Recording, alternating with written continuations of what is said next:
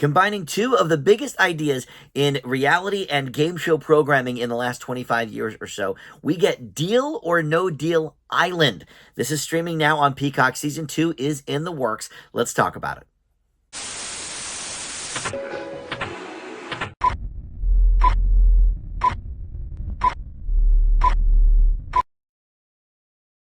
Hey guys, Dan here. This is Dan Reviews It. Welcome to my TV review for Deal or No Deal Island. This is streaming season 1 now on Peacock. It aired in the spring on NBC. Season 2 is already in the works for this, so it looks like NBC and Peacock had a hit on their hands with this one, and it takes the classic NBC game show Deal or No Deal, which was originally, of course, hosted by Howie Mandel for many years, and it went into syndication as well, and it returned a few years ago, and combining that with sort of the themes of Survivor, not necessarily all of Survivor stuff, but, you know, there's a lot of different island shows these days that sort of have keyed off Survivor. So I would say that's the easiest comparison. But in any event, we'll get into all of this here momentarily. First, though, let me welcome you into Dan Reviews It. Thank you for finding this video. We do movie and TV reviews here on the channel, and just about every day something new goes up. So there's always a lot to check out. And I love my game show reviews. In fact, there is a playlist on the homepage for just my game show reviews. You know, these days with scripted programming kind of on the decline, a lot of networks and streamers turning to reality shows, competition shows, game shows, and so there's a whole list of those that I have reviewed, and you can check out that playlist on the homepage. But please consider subscribing, click that like button, comment below. All that stuff, of course, helps the channel out. All right, Deal or No Deal Island. I was a huge Deal or No Deal fan when the concept first came out. Howie Mandel was a great host. Here we have Joe Manganiello, who you may know from a few different things. He was in True Blood, a very popular series on HBO for a while. He was in the Magic Mike movies, or at least the first one, and the second one. I don't know if he was in the third one, but anyway, he was in a Pee Wee Herman movie on Netflix. He's done a lot of things over the years, and he's just, you know, a good-looking dude, and makes sense, I think, to be the host of a competition show like this. And he loves games. He is a tabletop gamer. He loves D&D in his real life. So, you know, he is no stranger to competition. So we've combined basically the idea of Deal or No Deal. In fact, at the end of every episode, the contestants will play one of them anyway, will play a game of Deal or No Deal to see if they stay on the island.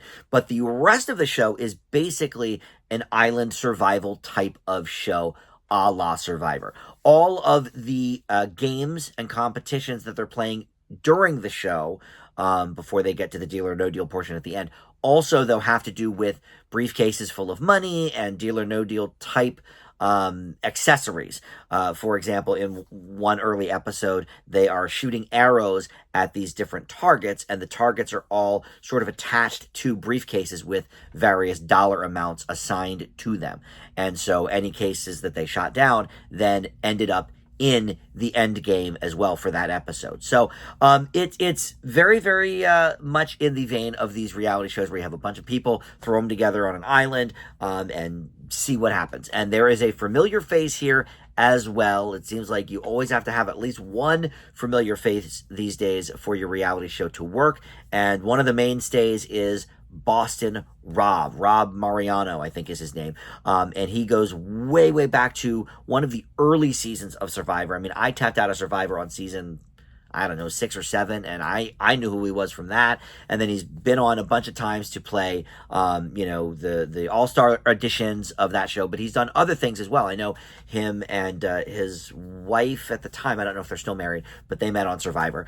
They played The Amazing Race as well. So he's done a bunch of different reality shows. He is no stranger. And, you know, is it good that he's on this show too? Sure. You know, it gives the audience someone to either root for or root against if, you know, they have poor feelings for him. But everybody else is just sort of, you know, an everyday person. There is one gal who is not famous, but she was on Deal or No Deal for years because she was a briefcase model. So they do talk about that a little bit. But other than that, she's new to like the reality show kind of thing. But so the first, like, let's say 2/3 of this show is essentially the guys and gals doing these different competitions that have to do with getting briefcases for the end game, because essentially at the end of the game, whoever, did the worst at the challenge, or what have you, goes against the big Deal or No Deal board. They will pick a case, and then eventually they have to face off, obviously, with the banker. If you've seen Deal or No Deal, you know how that works. And if they end up taking a deal that is higher than their case amount, they get to stay on the show and pick someone else to go home. If they end up taking a deal that is worse than the case they have, for example, if the deal is $200,000, but they're holding a case that's $500,000, well, that's a worse deal if they take it, so they will be sent home immediately.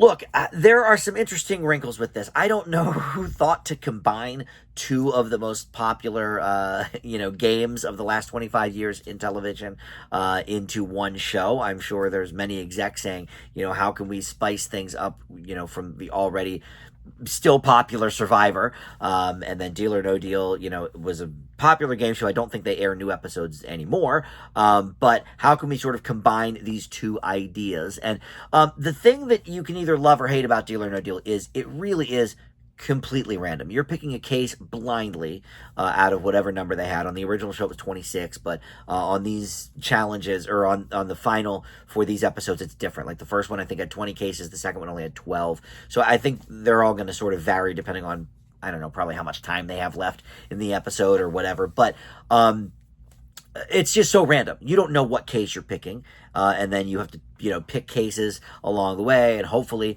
they have smaller amounts, because that means your offer from the bank will be higher, and that means your case will hopefully be higher. So, whatever. It's completely a game of chance, and I think that works as a game show. As a reality competition show, I'm not sure.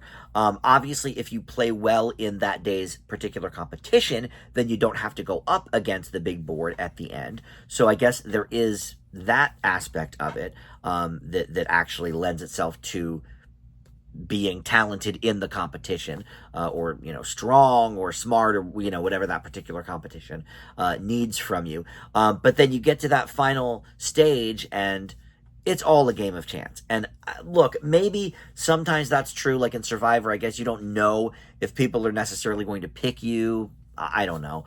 But it seems to be kind of an odd pairing. It sort of works in a weird way. And I'm not sure if Boston Rob being there sort of has something to do with that, because obviously as a reality show veteran, the focus is on him a lot of the time, and sort of the alliances he's making, and him saying to the camera, like, oh, that was a rookie mistake that person did, or, oh, I see what this person's going for here. He acts as sort of like the narrator almost of the show, or the group conscience or something. But if he wasn't on this season, I don't know. Would you have Joe Manganiello doing that? No, probably not, because he has to be sort of the hands-off host and can't really be involved that specifically with the players thinking or saying to the camera, like, that maybe wasn't a good move. But of course, Rob can say whatever he wants. He's a contestant. So I don't know. I think that was a stroke of brilliance to have him on, and him specifically, because he's been on so many of these shows. If you are even if reality shows have been in your periphery for the last 25 years, you probably know who Boston Rob is. He's been on a bunch of talk shows, et cetera, et cetera. So I think getting him was brilliant. But for the concept, I just don't know. I've watched 3 of these episodes so far, and I really don't know if I'm going to continue. I think there's 12 episodes total. It's a lot. It's a long way through to the end. I don't know if I'm going to continue it. But it's just, have we run out of ideas so much that we're just combining shows now? Are we going to have Who Wants to Be a Millionaire, but the Amazing Race style, on the plane? They have to answer a bunch of questions. I don't know. I'm sure there's other things you can combine like that. It's odd in concept. Joe Manganiello, though, is a great host. I'll give him that. You can tell he's really kind of into this concept and having fun with the contestants and stuff. So look, I really don't know what to do with this, because I think it would be a different show if Boston Rob wasn't on it. He's obviously not going to be back next season, I would think. So, does that add a lesser dynamic to it? Does the gameplay not hold up by itself?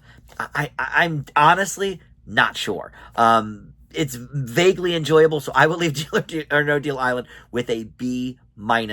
That's about the best I think I can give it for this season. But you can stream the whole thing on Peacock for season 1 if you're interested, and that'll do it. Thank you so much for watching Dan Reviews It. I'll see you next time. Bye.